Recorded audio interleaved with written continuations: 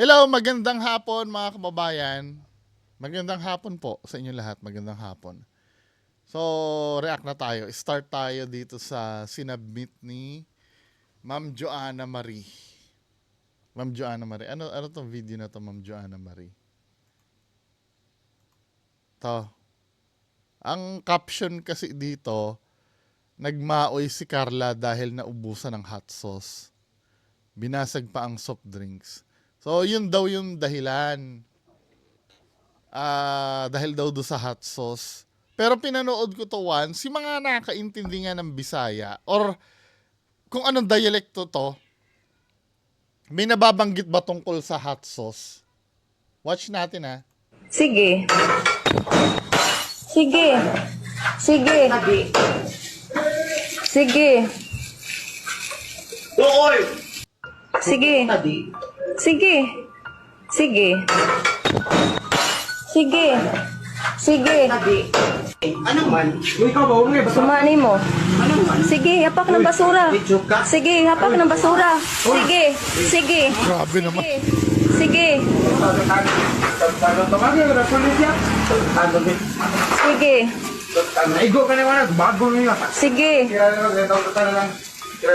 Ugma ka. Mao ni gibuhat ay. Pangitsa niya.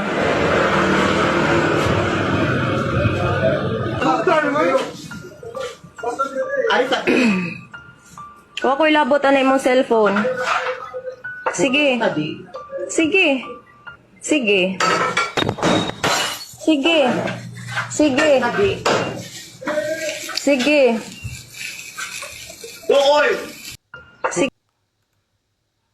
May nabanggit ba tungkol do sa hot sauce? No? Hindi, maaring yun din naman talagang dahilan, hindi lang na-capture. Kasi parang nasa kalagitnaan na ng pagwawala to, ano eh. Pero hindi ko to nagustuhan, no, yung basura nilalagay. 'Di ba lutuan ng ng burger 'yan? Ano ba naman, kuya? Huwag ka naman ganyan. Siguro sa di malaman dahilan hindi naman na-confirm kung hot sauce nga yan. Correct me if I'm wrong, walang nabanggit na hot sauce, 'di ba? Hindi naman na-confirm kung hot sauce yung problema na wala. Pero hindi naman tama yung ganyan. Na hindi ko naintindihan anong mapoprove mong point yan. Let's say, ito magiging fair naman ako. Let's say wala, nakaka-bad trip naman talaga pagka wala yung isang hinahanap mo doon sa isang, parang ganito yan, kumain ako sa Mang Inasal once. Siyempre, ako iniisip ko, unli rice, tapos unli sabaw. 'Di ba? Then pagka dating ko doon, wala na daw silang kanin. At the same time, wala na rin daw silang sabaw kasi pasara na nga. Sa akin kasi, binayaran ko yun eh. 'Di ba? Binayaran ko yun. After kasi nung dalawang scoop sa akin, hindi na daw magluluto ng kanin. Parang nakaka-disappoint, 'di ba? Yun yung binayaran mo, yung unlimited doon, at the same time, yung mapoprovide nilang sabaw na libre.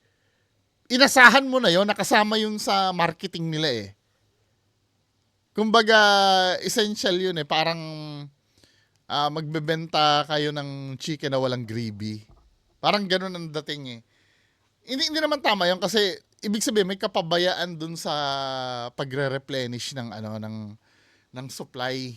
Kaya nangyari yun, fault ng yun. Pero hindi naman tama yung ganito, men. Naiintindihan ko makapagsalita. Okay na yung salita eh. Kahit nga sumigaw, okay na yung sumigaw kasi may mga customer talagang balahura. 'Di ba? Ang pag-a-adjust kasi lagi nasa service provider. 'Di ba? Kasi customer mo 'yan eh. Mapapalampas mo lang 'yan, magsisigaw-sigaw 'yan. Hanggang doon na lang. Pero yung ganyan, men, na 'yan eh. Lalo na yung nagbasag ng bote. Pwede mo na ipabarangay nga yan eh. Pagka ganyan. Hindi naman na tama yung ganyan. Ano bang, di ba? Ano ba yung ano bang tamang reason bakit magaganyan-ganyan ka? Minsan hindi mo alam kung talagang baliw lang talaga yung tao or Di ba, men? Next video na pinasa ni Ma'am Joanna Marie. Ano pa ba yung ni Ma'am Joanna Marie dito? Ito, ano to? Very beautiful. Halos mabura na yung mukha mo dahil sa filter. Guys, hindi to filter. Legit to. Tignan nyo. Ito lang yung ginagamit ko. Diba? Filter naman talaga yan eh. Hindi, no? Hindi siguro ano lang to. Nagjo-joke lang siguro to si ate. Sobrang effective. Pero yung usapan tungkol sa pagpapaputi, parang obsession na ng mga Pinoy yan, ano? Kasi parang pag maputi ka, feeling superior ka eh. Parang ano ng beauty yun sa atin eh. Parang symbolism ng beauty pag maputi ka eh. Kaya tuloy tayo, 'di ba? Yung mga lalo na yung mga kababaihan, obsessed yun sa mga whitening soap, sa basta lahat ng pampaputi. Minsan nga may ano pa eh. Nagpapaturok pa nung ano bang tawag doon? Yung gamot sa atay or yung pang-treat sa atay. Kalimutan ko ng tawag, kalimutan ko na.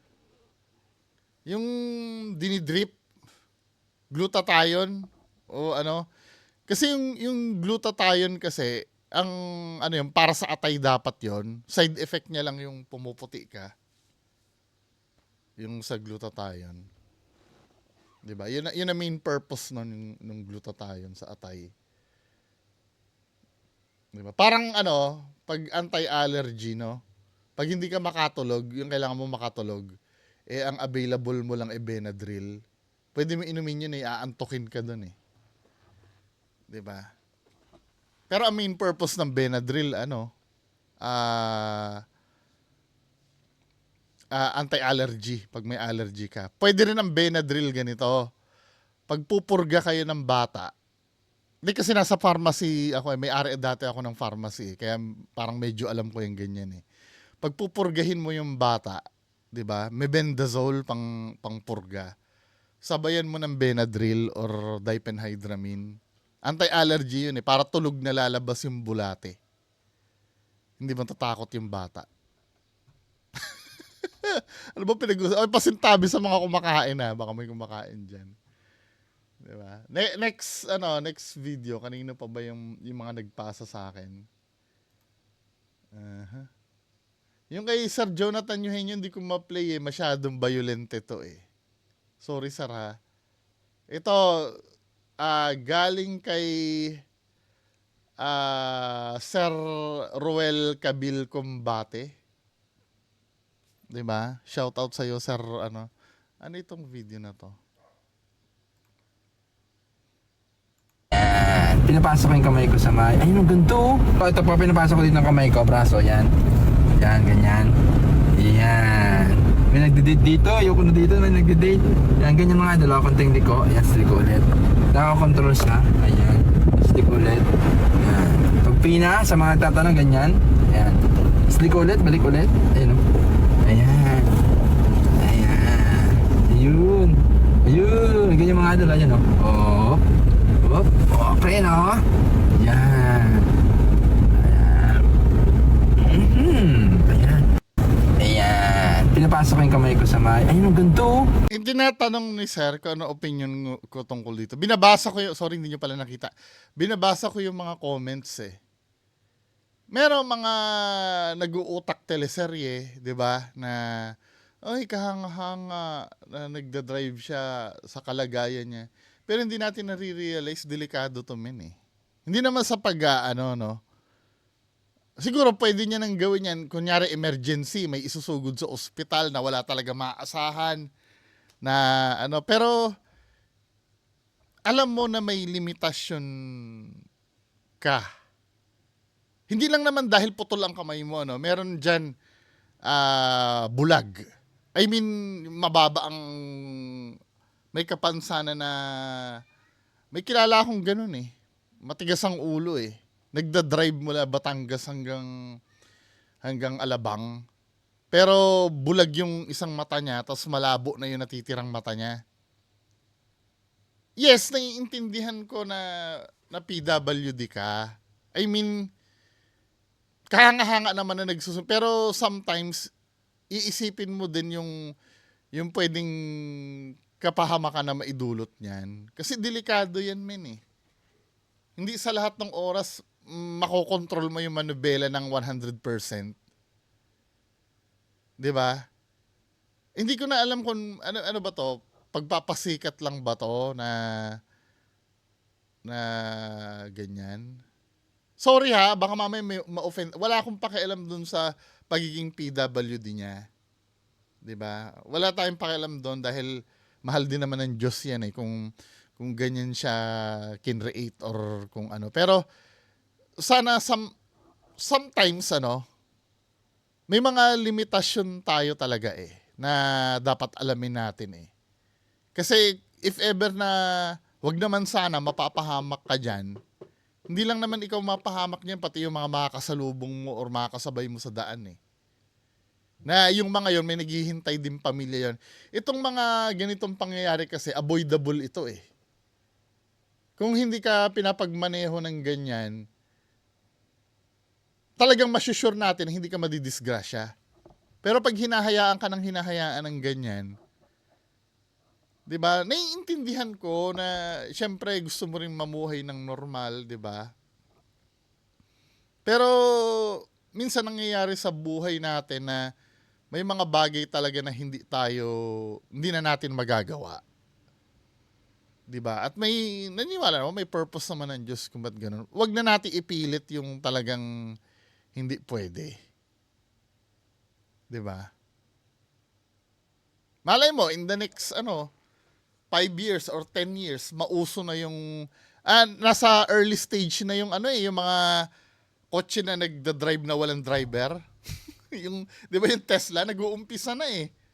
'Di ba? Malay mo sa year 2030 or 'di ba? May ganun na, pwede ka nang pa-command lang. Pero yung mga manual steering na ganyan, men. Hindi lang okay lang sana kung ikaw lang ang dumadaan diyan sa daan nyo, wala kang masasalubong na tao, wala kang ibang pero 'di ba? Hindi naman dahil dinidiscriminate ka, pero paminsan-minsan kasi alam na natin yung limitasyon natin dapat. 'Di ba? Parang ganito lang 'yan eh. Kung ikaw madali kang malasing, 'di ba? May mga tao kasing madaling malasing eh. At alam mo magda-drive ka pa, huwag ka na uminom. 'Di ba? Kung nakainom ka na, alam mo na dapat yung limitasyon mo nun. 'Di ba? Gets nyo ibig ko sabihin? Hindi dahil dinidiskrimina natin yung kalagayan ni Kuya. Pero isipin mo din naman yung ibang tao na makakasalubong mong ganyan. Yes, maybe ngayon nakikita natin ang galing-galing mo magmaneho, 'di ba? Nakokontrol mo, 'di ba? Nakikita naman natin. Pero sa lahat ng oras ba 100% mong yan?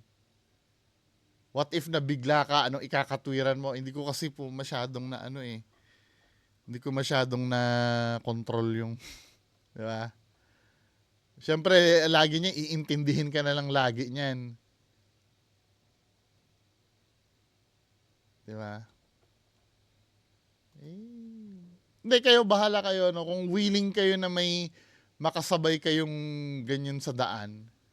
Hindi pa didiskrimina ito Parang willing ba kayo na may makasabay kayong nagda-drive ng bulag? 'Di ba? Willing ba kayo may minsan nga pag yung sobrang diabetic mo na or sobrang overweight na, nakakatulog na lang basta yun eh. Meron akong kilala, normal siya kumpleto yung katawan niya. Ito taga sa amin sa Mindoro. Patay na yata to eh. Sabagay, bata pa ako noon eh. Mataba siya, mataba siya. pag nagbibilyar siya, may bilyaran kasi sa amin eh. Alam mo yun, nakakatulog na talaga siya. Nagbibilyar siya, alam niya na nasa gitna siya ng laro. Biglang nakakatulog na, tas biglang gigisingin na lang siya para, yung mga gano'n, delikado na rin mag-drive yon. May motor pa naman yun, pero awan ng Diyos naman, hindi naman namin nababalitaan na disgrasya siya ng motor. May gano'n pala talaga. Nung una, kinikwento-kwento ng mga kabarkada, oy, ayun si kuya, ganyan, pag nagbilyar yan, nakakatulog. Akala ko nagbibiro lang sila. Pero nung napanood ko, yung sasarguhin niya yung biglang nakakatulog siya. 'Di ba? May mga, hindi lang dahil sa putol ang kamay mo, no? Marami ding tao na hindi, may reason nga kung bakit may medical examination ng ang kukuha na lisensya. Yung mga kumuha na lisensya dyan, di ba? May reason kung bakit may medical eh. Para makita talaga kung qualified ka. Di ba? Next video. Si Sir Raymrix, no? Raymrix. Shout out daw Crisostomo family of Ginobatan Albay. Magubat ba sa inyo, sir? Kaya Ginobatan. Crisostomo family, si Sir Raymrix. So ano itong pinasa ni Sir Raymrix na video? Tingnan natin. Kami po yun. Marunong po ba kayo makaintindi ng double run, ma'am? Ma'am, galing pa po ako ng Makati, ma'am. Tingnan Bakit niyo. mo tinanggap? Yun nga. Di ba?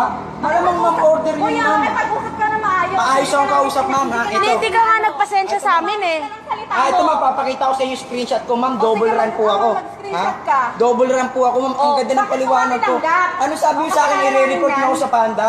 Huwag mo bayaran yan, ma'am. Kaya ko ipa-cancel yan, ma'am. I-cancel mo? Ha? Oh, i-cancel mo. Anuhin. Hindi ako taga malayo, taga dito lang ako. Oh, ano naman? Hindi yung ano nyo kung ano nyo ako sa Cancel Panda. mo. Kakancel ko yan. I-cancel mo. Pakyo kayo, pukin ang ina nyo. Pakyo. Ha? Pakyo kayo. Huwag kayong ma-order kay Panda, pukin ang ina nyo. Ha? Gago. Mga matakobre, mga bokbok.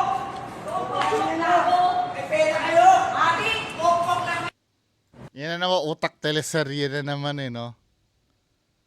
Dapat merong piano dito eh. Ting, ning, ning, ning. Hindi kasi ganito, no? Tandaan nyo, tayong mga nasa service, nasa end ng service, tayo dapat yung may malawak ang pangunawa. 'Di ba? Baka sabihin nyo naman sa akin, nasasabi mo lang yan kasi hindi ikaw yung nandoon. Maniwala ka sa akin. Although na hindi ako nagpupud panda, nasa customer service kasi ako dati. Lahat ng uri ng panghahamak sa akin na natikman ko na. Lahat ng pagmumura ng customer, lahat ng natikman ko na. Ito nakikita ko dito sa hindi naiintindihan ni customer kasi yung sistema nyo. Lagi nyong tatandaan yun. Kayo lang ang expert dun sa ginagawa nyo. Walang alam si customer. Katulad nito, no? Last mo, ma'am. Kami po yun. Marunong po ba kayo makaintindi ng double run, ma'am? Yan o, katulad ng double run. Kahit ako hindi ko alam kung ano yung double run eh. 'Di ba? Hindi naman, wag mong i-assume na lahat ng customer alam yung sistema nyo. May mga tanga talagang customer. Given na yun. 'Di ba? May mga bastos talagang customer. May mga tangang customer. Given na yun eh. Sa ayaw at sa gusto nyo, pagdating sa ganyan kasi, hanggat hindi ka sinusuntok sa muka, kahit murahin ka niyan, sa bagay, yung kasing mentality natin na mahirap lang kami, ginaganyan-ganyan lang kami. Kahit kailan hindi pumasok sa isip ko yan eh. Yung mag-uutak teleserye ako na mayaman sila, mahirap lang ako, ginaganito, ganito lang ako. Hindi naman kasi yun ang issue eh. Ang issue, hindi naiintindihan kasi ng customer mo yung ano, yung sistema nyo. Actually, pwede namang mabayaran ni customer yan kung may... Feeling ko lang ha, feeling ko, makukuha sa maayos yan eh. Unang-una, babae yung kausap mo dyan, makukuha sa ano yan, ma'am, pasensya na kasi may tinatawag po kasi tayong double run. Yun kasi yung napindot nyo or ano, di ba? Ipaliwanag mo yung double run po kasi ganito, ganyan, ganyan. Baka yun po yung na ano nyo or di ba? Hindi ko, siyempre, kahit ako, ano ba yung double run na tinatawag na yun? Hindi ko rin alam eh. O, kita nyo na? Kaya, ikaw yung nakakaalam dyan, sabihin mo dapat. Di ba? Eh, anong nangyari? Tsaka unang-una dapat isipin mo pagkain yung dinideliver mo. Minsan nga, hindi na masarap yan pag malamig pa. May mga factors na kailangan unawain mo din talaga yung customer. Di ba? Ma'am, galing pa po ako ng Makati, ma'am. Tingnan Bakit niyo. mo tinanggap? Yun nga. Di ba? Alam mo, ma'am, order niyo, Kuya, ma'am. may pag-usap ka na maayos. Maayos ang kausap, ma'am, ha? Ito. Hindi ka nga nagpasensya sa amin eh. Ito, mapapakita ko. Na maangas talaga to si kuya. Yung pagiging maangas ng customer, given na yun ha. Given na yun. 'Di ba? Kung so nasa kamay ba ng ano, nasa kamay ba ng rider yung double run na tinatawag? Kasi parang natanong ni ano, bakit mo tinanggap? Eh order po 'yun eh. So ibig sabihin, ang nagdi-decision ba ng double run yung ano, yung rider? Ano ako ha, sabi sa akin ha, para maano natin itong problem. 'Di ba? Kung rider yung ano, nasa pagde-decision niya pala yun eh. 'Di ba? Kung nag-decision siya na mag-double run siya, kung sakaling nasa kanya man yung decision na yun, dapat na-explain niya yun. Dahil kahit ako din, halimbawa nag-order ako sa Food Panda, kahit ako din ano, ang iniisip ko lang naman yan bilang customer, o-order akong Food Panda, kailangan dumating na sa akin yung pagkain. Wala na akong pakialam dyan sa double run. Sa akin naman, okay lang naman yung may mga double run na yan. Kung hindi masyadong abala. Ngayon, pag natagalan at nagalit yung customer, nasa akin na yung pagpapasensya. Sorry ma'am, hindi ko kasi rin inaakala na ano eh. Next time po. Di ba? Ang pagpapakumbaba kasi minsan nasa end yun ang nagbibigay ng service. Yes, I know. May magkakatwiran diyan. Eh kasi pagod. 'Di ba? Eh kasi pagod na ano, eh di sana hindi ka na nagtrabaho kung takot kang mapagod. Lahat naman ng trabaho nakakapagod eh. May trabaho bang hindi nakakapagod? Yun ang papasukin kong trabaho. Yun ang hindi na ako tatanggap ng kliyente ko. Kung may trabaho dyan na hindi nakakapagod. 'Di ba? Yan ang hindi ko rin pinapalampas pag halimbawa may nakasagutan na customer yung nasa baba ko. Eh kasi sir, pagod na rin ako eh. Eh di kung pagod ka, di sana nag-undertime ka na lang, di ka na nagtrabaho. 'Di ba? Lahat naman tayo napapagod. Kaya nga, yan nga yung hirap ng pagtatrabaho eh. 'Di ba? Tapos biglang babanatan mo nito oh. Kasi yung screenshot ko, ma'am, double sige, run po ano, ako. mag-screenshot ka? Double run po ako, ma'am. Ang Oh, ganda ng bakit paliwanag mo ko. tinanggap? Ano sabi mo sa akin, Bakit i-report kailangan mo ako yan? sa Panda? Huwag mo bayaran yan, ma'am. Kaya ko ipa-cancel yan, ma'am. I-cancel mo? Oh, i-cancel mo. Anuhin. Hindi ako taga malayo, taga dito lang ako. Oh, ano naman? Hindi yung ano nyo ko, iaano nyo ako sa Cancel Panda. mo. Kakancel ko yan. I-cancel mo. Pakyo kayo, pukin ang ina nyo. Pakyo, Ha? pakyo mo. Pakyo kayo. Huwag kayong ma-order kay Panda, pukin ang ina nyo. Gago. Mga matakobre, mga bobo. Diba? Doon na papasok yung pagiging mahirap niya, ano? May pera kayo. Di ba? May pera kayo. Hindi na... Minsan kasi pag natatalo na sa argument, ano eh, doon na lang papasok yung pagiging mahirap ko, mayaman kayo, matapobre kayo. Hindi natin anuhin yung mismong problem. Feeling ko mababayaran siya nun kung mas pinili niya magpakumbaba. Eh, ganun talaga. Ganun talaga. Hanggat hindi ka naman pinipisikal ng customer, ganun talaga. Ang pangunawa ay nasa nagbibigay talaga ng serbisyo. Kahit pa sabihin mong mali si customer, hindi niya nauunawaan. Nakakapikon talaga yon, maniwala kayo sa akin. Nakakapikon talaga. Pero sometimes, kahit anong mangyari, ikaw pa rin ang talo niyan. Tingnan mo, pag na-report yan, siya pa rin ang talo niyan. Let's say siya yung tama, yung food panda rider ang tama, na dahil bobo si customer, pagdating niyan, talo pa rin siya kasi siya yung nagbibigay ng service eh. 'Di ba? Kasama sa pagbibigay kasi ng service yung inuunawa. 'Di ba? Next video. Sino yung ano dito?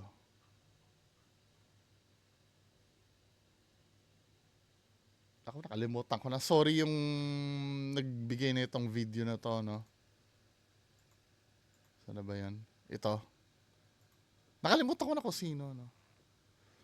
Ano to? Ang mga Marcos, billion-billion, trillion-trillion ang korupsyon.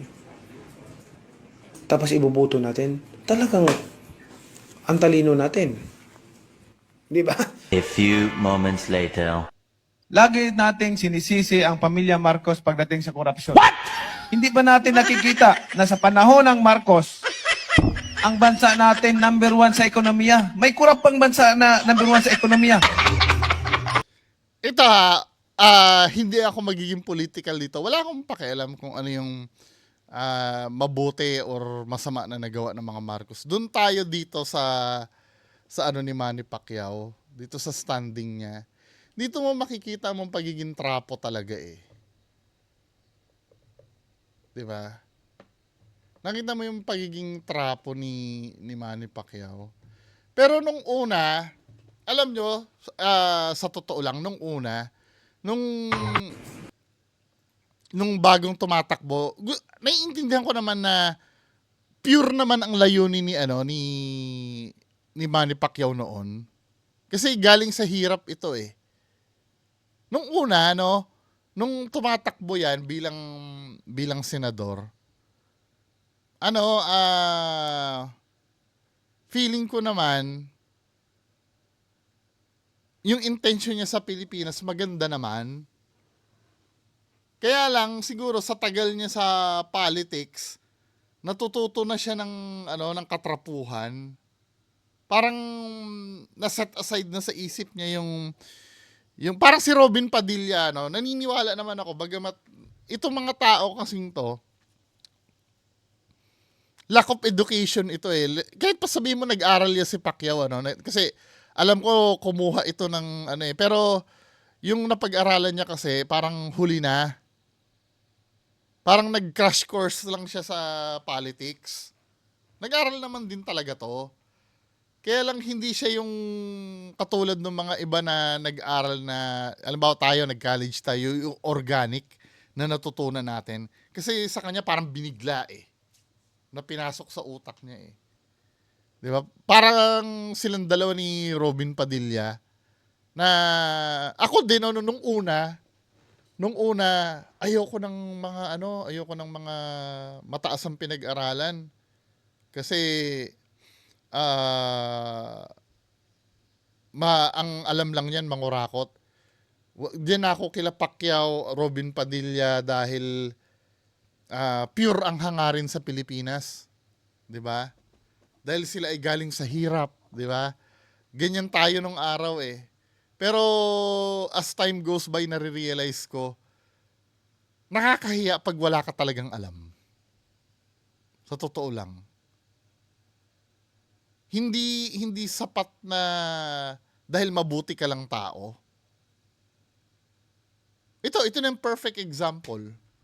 Nung tumakbo ito, alam ko mabuting tao ito si Manny Pacquiao eh. Pero nung dahil ang mga kasama niya, mga batikan na, mga veterano na, natututo na siya ng nakokorrupt na rin talaga siya eh.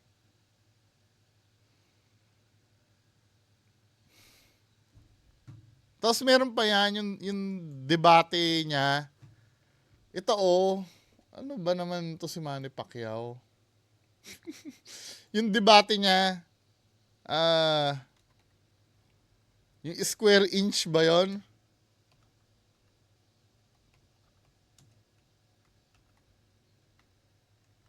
Dali lang ha, papanood ko sa inyo.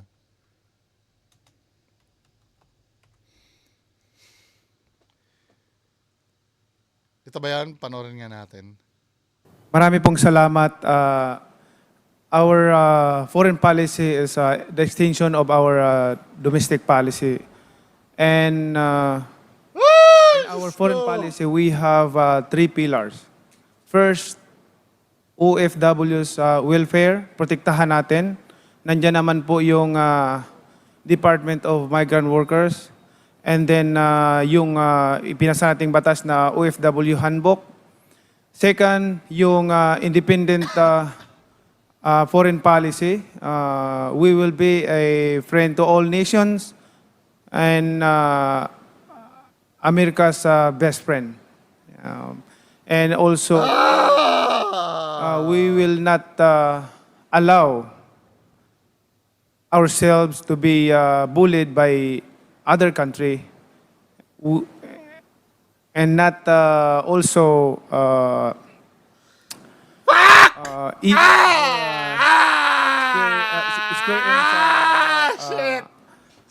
Square Enix land will be giving up to them, and we will fight because we are Filipino, and also Oh my God! Pilipinas! that's third. That's enough. So just imagine, dito nyo makikita na hindi sapat yung magandang hangarin mo sa Pilipinas. 'Di ba? Dapat maalam ka rin sa mga technicalities eh. Or dapat alam na alam mo din talaga yung ginagawa mo eh. 'Di ba? Now, sino ba ang ako hindi ko na rin alam eh. Kung sino ba ang karapat-dapat na maging opisyal ng Pilipinas eh. Kayo, alam nyo ba kung sino? Ako hindi ko na alam eh. Kaya, hindi ko na inaano. Huwag na kayo magbibigay sa akin ng mga video na na politics ha. Hindi ko rin alam ang sasabihin ko eh. Anyway, mga kababayan ko, yan lang po muna pag-uusapan natin ngayon. Magandang araw po. Bye-bye.